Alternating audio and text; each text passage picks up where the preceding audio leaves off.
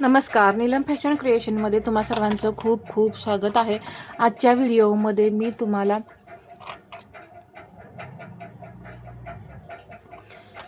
Deep neck blouse कसा cutting करायचा असतो हे सांगणार आहे।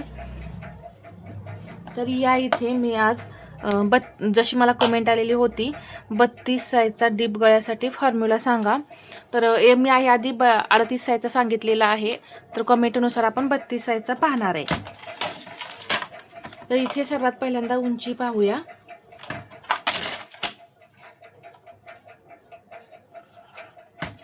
इथे फक्त मी बॅक पार्ट दाखवणार आहे, मग तुम्ही इथे princess cut, 4 Tux blouse, 1 Tux blouse किंवा कटोरी ब्लाऊज कटिंग करू शकता।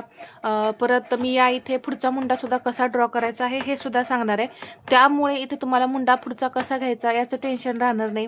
प्लस यामध्ये बाकीचं जे ड्राफ्टिंग असतं पहा पुढचं, ते सर्व सेम असतं, त्यामुळे पुढचं ड्राफ्टिंग दाखवायची गरज नाही। आता या इथे मी ब्लाऊजची उंची जी आहे ती 13 इंच घेणार आहे। 13 प्लस 1 14 इंच, इथून सुद्धा असंच 14 इंचावरती मार्किंग करून घेतलं। ही झाली उंची। आता इथे शोल्डर आपण घेणार आहे 32 साईजसाठी 13 इंच, हे अंगावरील शोल्डर असणार आहे। परंतु जर तुम्हाला अंगावरती शोल्डर घ्यायला जमत नसेल तर मग तुम्ही काय करायचं पहा, आपण 32 साईजमध्ये जो आपला चार्ट आहे तो पाहिलेला आहे, त्यामध्ये आपण शोल्डर किती घेतो 5 इंच। जर तुम्हाला 5 इंच शोल्डर 9 इंच गळ्यासाठी लागत असेल तर तुम्ही इथे समजा तुम्हाला इथे 11 इंचाचा गळा कटिंग करायचा आहे, तर इथे तुम्ही यातून या 5 इंचातून काय करायचं, अर्धा इंच मायनस करायचं, म्हणजे 5.5 इंच 4.5 इंच होतात, तर मग 4.5 इंच तुम्ही इथे असं घ्यायचं आहे पहा। मग मी या इथे 4.5 इंच घेतलेला आहे।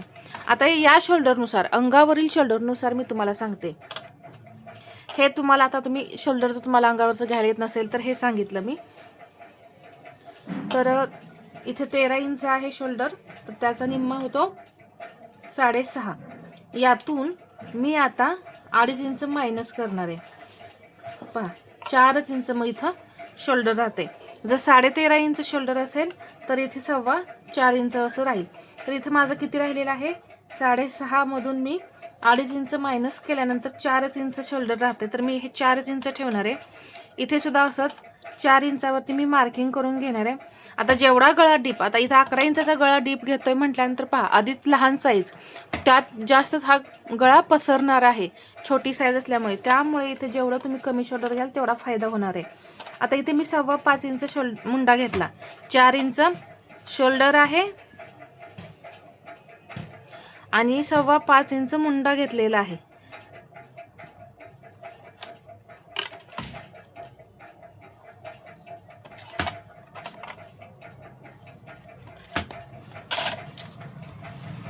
आता इथे छातीचा चौथा भाग, 32 छातीचा चौथा भाग होतो 8 इंच, परंतु आपण इथं 11 इंच गळा कटिंग करत आहोत, म्हणून यातून मी 0.5 इंच मायनस करून 7.25 इंच घेणार आहे, 7.7।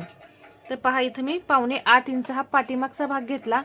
परत याच्या पुढे 1.5 इंच मार्जिन, किंवा तुम्ही सरळ सरळ अर्धा इंचच मायनस करा, खूप डीप आहे तर अर्धा इंच मायनस करा, 7.5 इंच होईल। तर इथं मी 7.5 इंच घेते, इथं 7.5 आणि याच्या पुढे हे 1.5 इंच मार्जिन, हे लक्षात घ्या।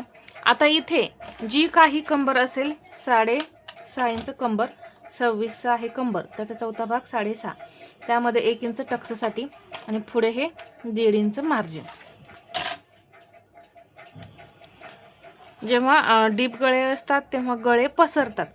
आता इथं खूपच डीप, आता पहा 7, 8, 9 आधीच आपले हे डीप गळ्यामध्ये येतात, 7 पासून स्टार्टच होतं, तर हे गळे आधी पसरतात आणि खूपच डीप असल्यामुळे हे जास्तच पसरतं, त्यामुळे हे शोल्डर आपल्याला इथं कमी घ्यायचं आहे, म्हणजे शोल्डर उतरण्याचा प्रॉब्लेम आपला हा कमी होईल। प्लस इथं मी चेस्टमधून कमी का केलेला आहे, तर हा पसरल्यामुळे भाग असा इथून हा पसरला की हा भाग सुद्धा पसरतोय आपला, इथून हा सुद्धा गळा। आता पहा, तुम्ही म्हणाल हा कसा पसरतो, तर इथे मी तुम्हाला गळा ड्रॉ करून दाखवते।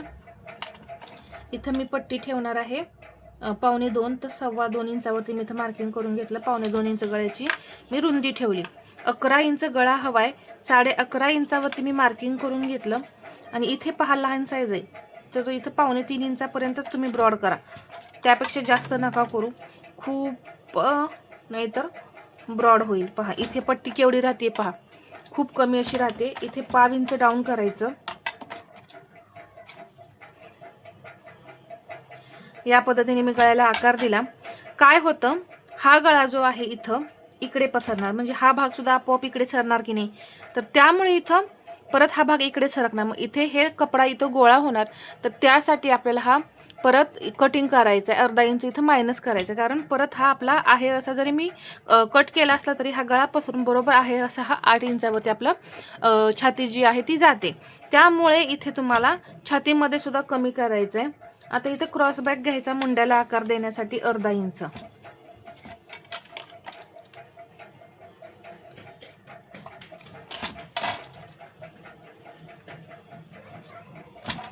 अर्धा इंच क्रॉस बॅक घेतल्यानंतर इथून मी घेणार आहे 1.1. 1.25 इंच सुद्धा नाही घेतलेलं, 1.1च घेतलाय, म्हणजे कमी 1 पॉईंट केलेला आहे.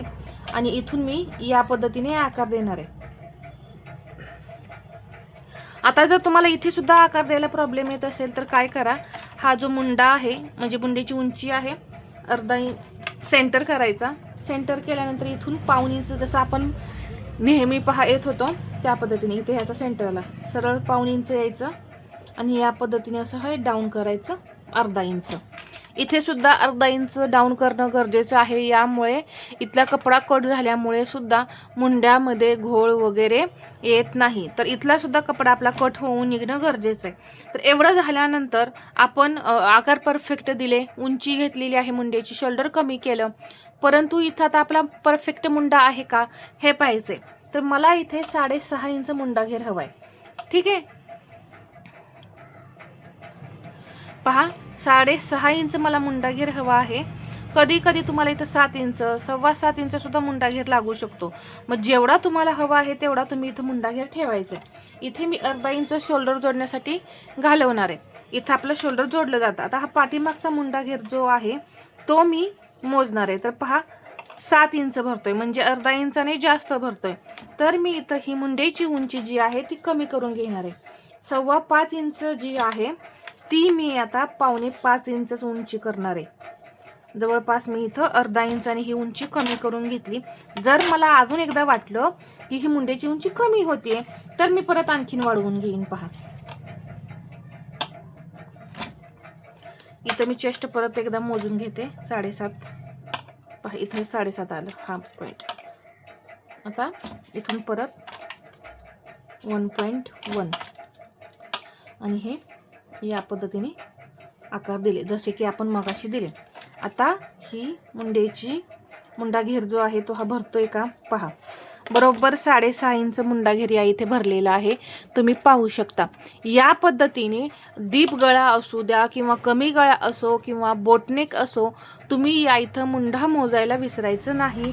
जर तुम्ही मुंडा परफेक्ट ठेवला नाही तर तुमचं फिटिंग सुद्धा परफेक्ट येणार नाही. तर पहा इथं बरोबर 6.5 इंच आपला मुंडा घेर भरलाय, म्हणजे इथं आता हे जे मी माप काढलेलं आहे ते परफेक्ट काढलेलं आहे. आता इथे पुढच्या मुंड्याला आकार द्यायचा आहे, तर 1.25 इंच घ्यायचं, 0.75 घ्यायचं आणि इथे आकार द्यायचे. इथे परत तुम्ही सेंटर वगैरे करून आकार देऊ शकता किंवा नाही केले तरी पहा असे सहज हाताने आपले आकार येतात. दिल्यानंतर आता इथे टक्स घ्यायचा आहे, इथून सेंटर करून घेऊया. इथे टक्सची उंची 4 इंच घ्यायची.